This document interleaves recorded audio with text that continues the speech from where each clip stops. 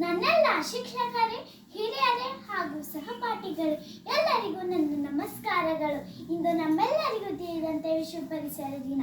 ವಿಶ್ವ ಪರಿಸರ ದಿನದ ಕುರಿತು ಮಾತನಾಡಲು ಅವಕಾಶ ನೀಡಿದ ನಿಮ್ಮೆಲ್ಲರಿಗೂ ನನ್ನ ಅಭಿನಂದನೆಗಳು.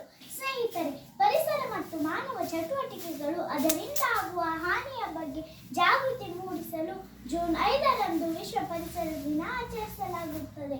ಸರಳವಾಗಿ ಹೇಳುವುದಾದರೆ, ನಾವು ಮಾಡುವ ಪರಿಸರ ಹಾನಿಗಳಿಗೆ ನಾವೇ ಹೆಚ್ಚು ಜವಾಬ್ದಾರಿಯಾಗಬೇಕಾಗಿರುವ ಎಚ್ಚರಿಕೆಯನ್ನು ನೀಡುವ ದಿನ ಇದಾಗಿದೆ.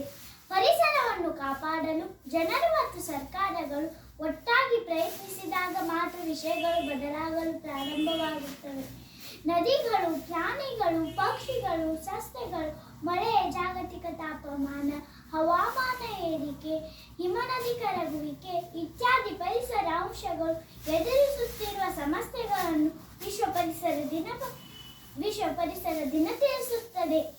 ನಾವು ಎಲ್ಲೇ ಇದ್ದರೂ ಪರಿಸರ ದಿನದಂದು ವಿಭಿನ್ನ ಕಾರ್ಯಕ್ರಮದಲ್ಲಿ ಭಾಗವಹಿಸುವುದು ನಮ್ಮೆಲ್ಲರ ಕರ್ತವ್ಯ. ಕನಿಷ್ಠ ನಾವು ನಮ್ಮ ಸ್ಮಾರ್ಟ್ಫೋನ್ನಿಂದ ಪರಿಸರ ಸಂರಕ್ಷಣೆ ಕುರಿತು ಸರಳ ಸಂದೇಶವನ್ನು ಇತರರಿಗೆ ರವಾನಿಸಿದರೂ ಸಹ ಒಂದೆರಡು ಮನಸ್ಸುಗಳನ್ನು ಬದಲಾಯಿಸಲು ಸಾಧ್ಯವಾಗುತ್ತದೆ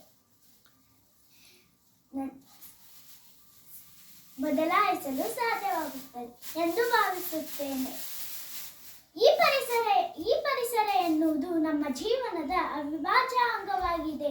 ಮಾನವನಿಗೂ ಮತ್ತು ಪ್ರಕೃತಿಗೂ ಅವಿನಾಭಾವ ಸಂಬಂಧವಿದೆ. ಮಾನವ ಪ್ರಕೃತಿಯಲ್ಲೇ ಹುಟ್ಟಿ ಪ್ರಕೃತಿಯಲ್ಲೇ ಬೆಳೆದು ತನಗೆ ಬೇಕಾಗಿರುವುದನ್ನು ಪ್ರಕೃತಿಯಿಂದಲೇ ಪಡೆಯುತ್ತಾನೆ.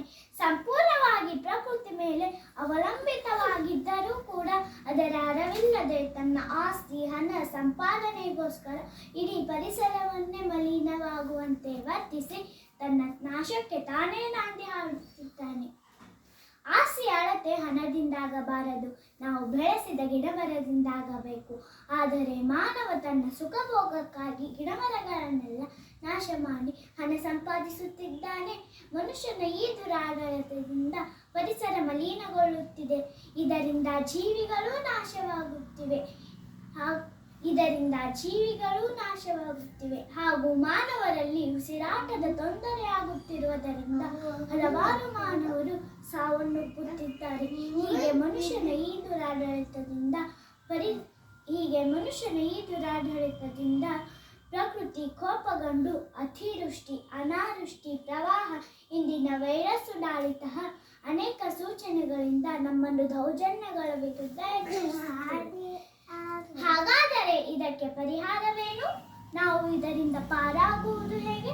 ನೋಡಿ ಸ್ನೇಹಿತರೆ, ವಿಕೋಪಗೊಂಡ ಪ್ರಕೃತಿಯಿಂದ ಜೀವಿಗಳು ಬದುಕುಳಿಯಬೇಕಾದರೆ ನಾವೆಲ್ಲ ಮಾನವರು ಒಟ್ಟಾಗಿ ಪರಿಸರ ಸಂರಕ್ಷಣೆ ನಮ್ಮೆಲ್ಲರ ಹೊಣೆ ಎಂದು ನಾವೆಲ್ಲರೂ ಪರಿಸರ ಸ್ನೇಹಿಗಳಾಗಿ ನಮ್ಮ ಪರಿಸರವನ್ನು ಸಂರಕ್ಷಿಸೋಣ. ಹಸಿರೇ ನಮ್ಮೆಲ್ಲರ ಉಸಿರು, ಕಾಡು ಬೆಳೆಸಿ ನಾಡು ಉಳಿಸಿ ಎಂದು ಹೇಳುತ್ತಾ ನನ್ನ ಪುಟ್ಟ ಭಾಷಣಕ್ಕೆ ವಿರಾಮ ಹೇಳುತ್ತೇನೆ.